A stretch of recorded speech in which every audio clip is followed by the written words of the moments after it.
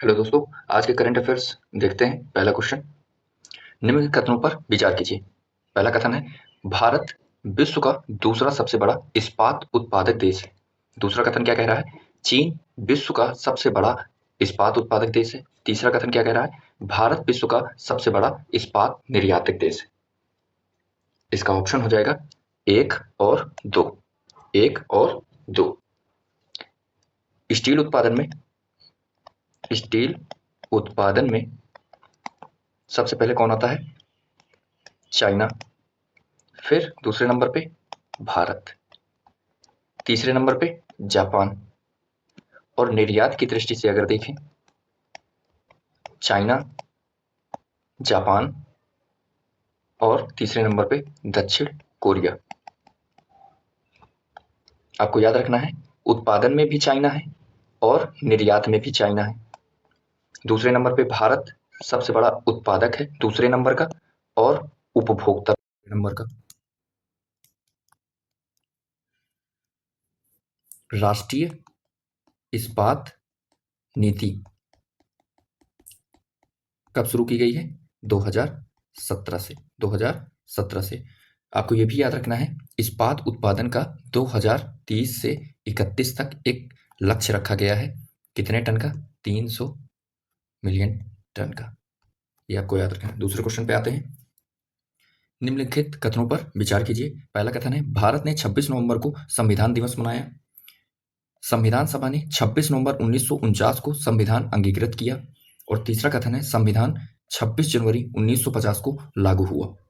आपके ऑप्शंस है एक और दो, दो और तीन, एक और तीन और ऑल। आपका ऑप्शन हो जाएगा, आंसर हो जाएगा 1, 2 एंड 3। ये तीनों स्टेटमेंट करेक्ट लिखी हुई हैं। एडिशनल जानकारी के रूप में आपको संविधान का हस्तलेखन किसने किया, यह आपको बताना है। प्रेम बिहारी नारायण रायजादा ने।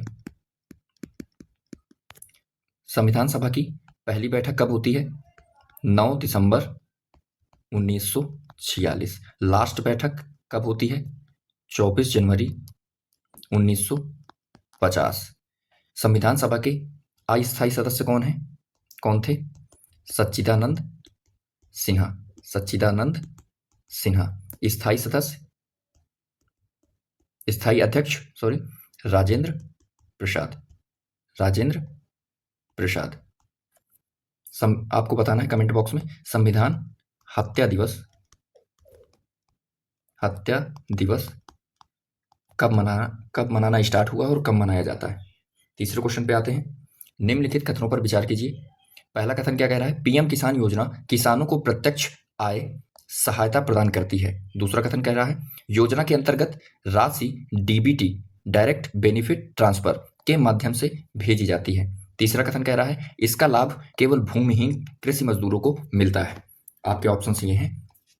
इसका आंसर हो जाएगा एक और दो। पहला कथन सही है और दूसरा कथन सही है। इसमें आपको याद रखना है, पीएम किसान योजना कब आती है, 24 फेब 2019 को। कहां से शुरू होती है, उत्तर प्रदेश के गोरखपुर से। उत्तर प्रदेश के गोरखपुर से। ये क्यों चर्चा में आई, क्योंकि अभी माननीय प्रधानमंत्री मोदी जी ने इसकी 21वीं किस्त जारी की है। नेक्स्ट क्वेश्चन, फोर्थ क्वेश्चन क्या कह रहा है। पहला कथन, काजीरंगा राष्ट्रीय उद्यान को IUCN द्वारा गुड ग्रीन स्टेटस प्रदान किया गया है।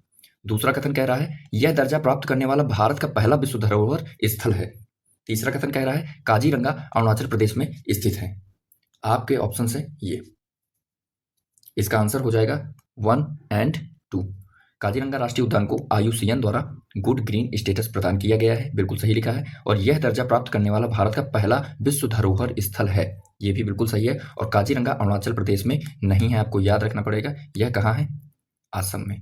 यह कहाँ है, असम में। काजीरंगा में बिग फोर प्रजातियां आपको याद रखनी है। एक श्रृंगी गैंडा, royal Bengal tiger, Bengal tiger, Asian हाथी, एशियन हाथी और जंगली भैंसा, और जंगली भैंसा। आईयूसीएन की स्थापना कब होती है? 5 अक्टूबर 1948। इसका हेडक्वार्टर कहाँ है? ग्लैंड में। ग्लैंड कहाँ है? स्विट्जरलैंड में। ये आपको याद रखना है। पांचवें क्वेश्चन पे आते हैं। एसेशन एंड रीजन वाला सवाल है। उड़ीसा ने महिला कर्मचारियों के लिए मासिक धर्म अवकाश नीति लागू की है। रीजन कह रहा है क्योंकि यह महिलाओं के कार्य स्तर कल्याण को बढ़ावा देने हेतु किया गया है। आपको बताना है ऑप्शन ए और आर दोनों सही हैं और आर सही व्याख्या कर रहा है। ए और आर दोनों सही हैं पर व्याख्या नहीं है। ए सही है, आर गलत है, ए गलत है, आर सही है। इसका आंसर हो जाएगा ए। ए और आर दोनों सही हैं और इसकी सही व्याख्या भी कर रहा है। व्याख्या करने के लिए यहाँ पे क्योंकि लगा लिया कीजिए। उड़ीसा ने महिला कर्मचारियों के लिए मासिक धर्म अवकाश नीति लागू की है क्योंकि यह महिलाओं के कार्य स्थल कल्याण को बढ़ावा देने हेतु किया गया है। आपको याद रखना है यह पहला राज्य नहीं है ऐसा बिहार भी कर चुका है, केरल भी कर चुका है। ओके, और यह 12 दिनों की मासिक धर्म अवकाश नीति रहेगी। मासिक धर्म अवकाश नीति रहेगी 12 दिन एक वर्ष में, महीने में एक बार, महीने में एक दिन। ये आपको याद रखना है। उड़ीसा में चिल्का झील भारत की सबसे बड़ी लैगून झील है और दुनिया में सेकंड नंबर पे लैगून खारे पानी की झील है और भारत में फर्स्ट नंबर पे है। ये आपको याद रखना है। भारत का पहला रामसर स्थल 1981 में बना था। कौन सा? चिल्का झील। 1981 में यह रामसर स्थल फर्स्ट घोषित होता है। ओके, गुप्तेश्वर वन कहाँ है? उड़ीसा में। गहिरमाथा समुद्री अभयारण्य कहाँ है? गहिरमाथा कहाँ है? उड़ीसा में। यहाँ ओलिव रिडले कछुए अपना घोंसला बनाते हैं। 6th क्वेश्चन पे आते हैं। राष्ट्रीय गोकुल मिशन का मुख्य उद्देश्य क्या है? ऑप्शन ए है दुग्ध प्रसंस्करण उद्योग को बढ़ावा देना, स्वदेशी गौवंश संरक्षण एवं संवर्धन, पशु निर्यात बढ़ावा देना, डेयरी निजीकरण। इसका ऑप्शन हो जाएगा स्वदेशी गौवंश संरक्षण एवं संवर्धन।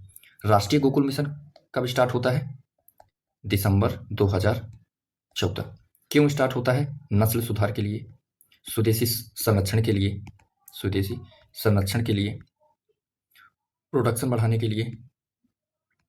बढ़ाने के लिए, नस्ल सुधरेगी, संरक्षण होगा तो प्रोडक्शन अपने आप इंक्रीज होगा, प्रजनन नेटवर्क तैयार करने के लिए। 7th क्वेश्चन आते हैं। आईएनएस निस्तार किससे संबंधित है? यह एक विमान वाहक पोत है, यह एक विध्वंसक पोत है, पनडुब्बी बचाओ पोत है या मिसाइल नौका है? इसका आंसर हो जाएगा पनडुब्बी बचाओ पोत। इसको किसने निर्मित किया है? HSL, Hindustan shipyard limited. INS निस्तार क्या है? पनडुब्बी बचाओ पोत। Next question. को-ऑप कुंभ 2025 का आयोजन किस शहर में हुआ है? को-ऑप कुंभ मुंबई में हुआ है, नई दिल्ली, अहमदाबाद या जयपुर? इसका आंसर हो जाएगा नई दिल्ली। किसने किया है? अमित शाह ने, माननीय गृह मंत्री अमित शाह द्वारा किया गया है इसका उद्घाटन। और कहाँ हुआ है? विज्ञान भवन में, नई दिल्ली के विज्ञान भवन में। और इसका थीम क्या है? ये एग्जाम में जरूर पूछा जाता है। थीम क्या है? सपनों का डिजिटलीकरण, समुदायों का सशक्तिकरण। इसकी थीम आपको याद रखनी है। 9th question. निम्नलिखित कथनों पर विचार कीजिए। पहला कथन क्या कह रहा है? भारत की पहली बुलेट ट्रेन परियोजना मुंबई और अहमदाबाद के मध्य विकसित की जा रही है। दूसरा कथन कह रहा है परियोजना की कुल लंबाई 508 किलोमीटर है। तीसरा कथन कह रहा है परियोजना में तकनीकी सहयोग जापान द्वारा प्रदान किया जा रहा है। इसका आंसर हो जाएगा, ये तीनों कथन बिल्कुल सही लिखे हुए हैं। और यह परियोजना कब पूर्ण होगी? 2029 तक लक्ष्य रखा गया इस परियोजना के पूर्ण होने का। पहले चरण में कहाँ से कहाँ तक चलेगी? गुजरात के सूरत से लगा के वापी तक। कितना किलोमीटर? 97 किलोमीटर। नेक्स्ट क्वेश्चन, निम्नलिखित कथनों पर विचार कीजिए। भारत के सर्वोच्च न्यायालय में न्यायाधीशों की संख्या 34 से बढ़ाकर 38 करने हेतु संशोधन किया गया है। दूसरा कथन कह रहा है यह संख्या वृद्धि लंबित मामलों के बोझ को कम करने के उद्देश्य से की गई है। तीसरा कथन कह रहा है सर्वोच्च न्यायालय की न्यायाधीश संख्या का उल्लेख संविधान के अनुच्छेद 124 से संबंधित है। ऑप्शन आपके ये है। इसका आंसर हो जाएगा, तीनों कथन बिल्कुल सही लिखे हुए हैं। 34 से 38 करने का संशोधन किया गया है, बिल्कुल सही है। पहले जजेस की संख्या 34 थी, 33 plus 1 CJI chief justice of India. यह संशोधन हुआ था 2019 में और ये संशोधन हुआ है अभी 2026 में, मई 2026 में। ये बिल्कुल लेटेस्ट करंट अफेयर है।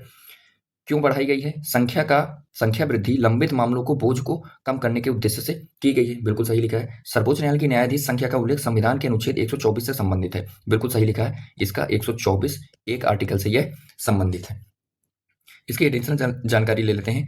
माननीय सुप्रीम कोर्ट संविधान के किस भाग से संबंधित है? भाग 5 याद रखना है आपको। आर्टिकल क्या है इसके? 124 से लगा के 147 तक। ठीक, इसकी स्थापना कब होती है? 28 जनवरी 1950 को। यह फेडरल कोर्ट का स्थान लेता है। फेडरल कोर्ट कब बनता है? 1935 के एक्ट से 1937 में एक फेडरल कोर्ट बनाया जाता है। उस फेडरल कोर्ट का स्थान हमारा माननीय सुप्रीम कोर्ट लेते हैं 28 जनवरी 1950 को। स्थापना अगर पूछ ली जाए आपको तो कब होती है? 28 जनवरी 1950 को। देखते हैं नेक्स्ट। ओके, 10 क्वेश्चन कंप्लीट हो गए दोस्तों। आज का होमवर्क है, निम्नलिखित कथनों पर विचार कीजिए। पहला, भारत में 100 रामसर स्थल हैं। दूसरा कथन क्या कह रहा है? तमिलनाडु में भारत के सर्वाधिक रामसर स्थल स्थित हैं। तीसरा कथन कह रहा है सभी रामसर स्थल राष्ट्रीय उद्यान होते हैं। आपके ऑप्शंस हैं पहला कथन और दूसरा कथन। दूसरा ऑप्शन है 2 और 3, तीसरा ऑप्शन है 1 और 3, चौथा ऑप्शन है ऑल। ये आपको कमेंट बॉक्स में बताना है इसका आंसर। और आपको पता ही होगा भारत को 100वां रामसर स्थल मिल गया है। इसका नेम भी आपको कमेंट करके बताना है, राज्य कौन सा है और रामसर स्थल का नाम क्या है। ठीक है दोस्तों, जय हिंद, सत्यमेव जयते।